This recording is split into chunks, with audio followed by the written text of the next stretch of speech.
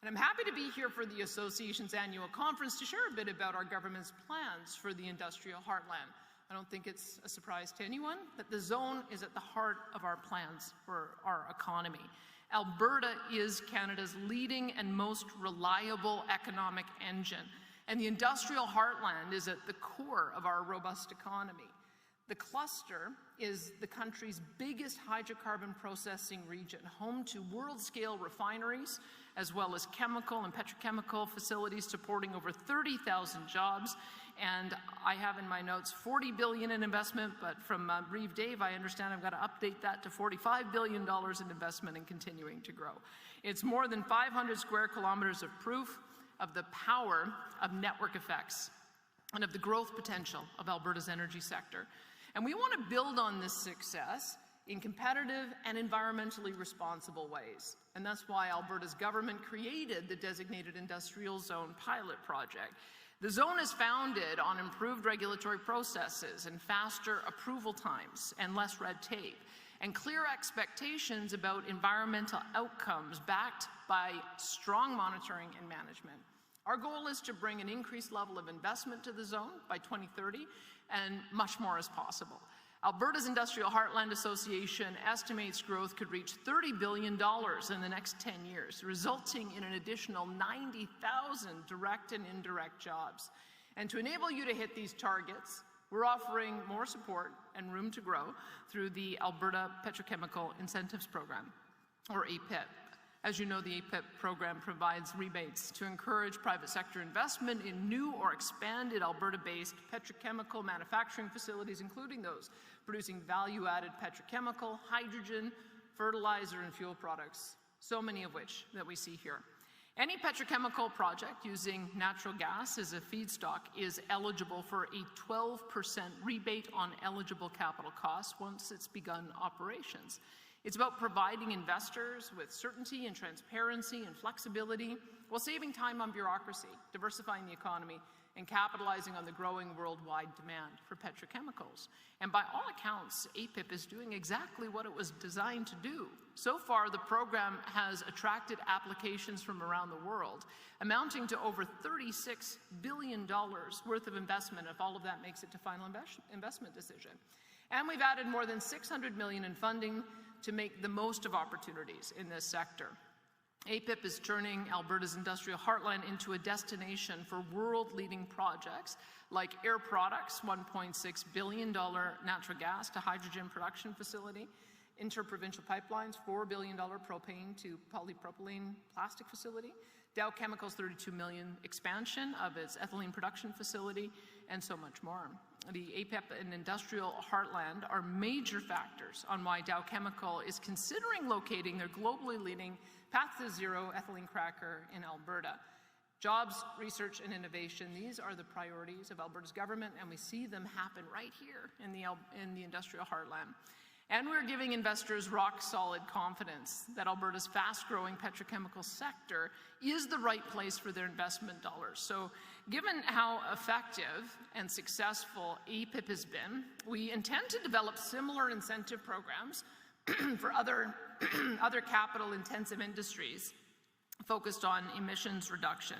I mentioned that a little bit earlier this week when I was at the Carbon Capture Conference, and we are hoping, I am going to COP28 at the end of November, and we are hoping to have something available to announce then.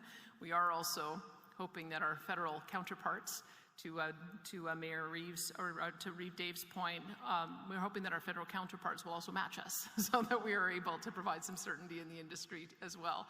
These include areas, as I mentioned, like carbon capture, utilization, and storage, ammonia, lithium, liquefied natural gas, geothermal, and mineral development. These are the industries of the future, and they are leading to the technologies that will provide humanity with the miracles of cheap and abundant energy and resources, all while reducing carbon dioxide emissions. And Alberta will be a global leader in every respect. Our goal is to be carbon neutral by 2050. Even as we become international markets' preferred supplier of responsibly sourced oil, natural gas, and minerals. And we're laying the groundwork now. In April, we reduced our emissions reduction and energy development plan, and it will ensure Alberta sets the pace in affordable energy production while reducing emissions and creating jobs. Alberta's government is investing billions in carbon capture utilization and storage to develop projects and programs and a helpful regulatory system. And Alberta is the only jurisdiction in Canada putting carbon away in sizable quantities right now, with millions of tons stored safely. And we also have proponents exploring the opportunity of large carbon capture hubs across the province. Of course, the Pathways project maybe being the most well-known, but we're also supporting small-scale and remote carbon sequestration opportunities for industry as well. And we're working with producers to understand and develop policy options that will support carbon capture investment across the province.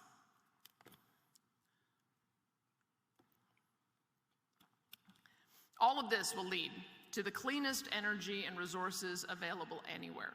And that's true of hydrogen as well, with global demand forecast to be worth around $2.5 trillion a year by 2050. Alberta is the largest hydrogen producer in Canada, and we can produce some of the lowest cost hydrogen in the world. Ammonia is an incredibly important part of Alberta's hydrogen future too. Here again, we are the country's largest producer, and there is tremendous interest, especially from Asian buyers. Japanese companies, including Mitsubishi and Itochu, are connecting with Canadian firms to find ways to export ammonia from Alberta to Japan.